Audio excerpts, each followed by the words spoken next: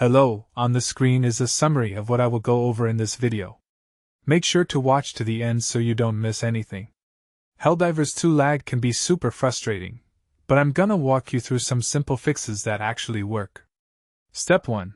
First thing you need to do is check your internet connection. Run a quick speed test to make sure you're getting decent download and upload speeds. If your ping is over 150 milliseconds, that's your problem right there. Step 2. Lower your graphics settings to reduce the strain on your PC or console.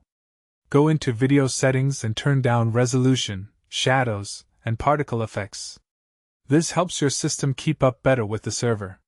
Step 3. Close any background applications that are eating up your bandwidth.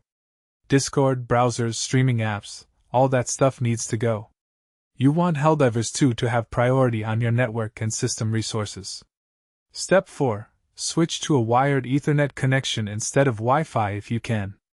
Wi-Fi is convenient, but it's way less stable than a direct cable connection. Ethernet will dramatically reduce your latency and packet loss. Step 5. Finally, verify your game files and update your graphics drivers. Corrupted files cause lag too, and outdated drivers mean your hardware isn't running at full potential. These 5 steps should get you running smooth again.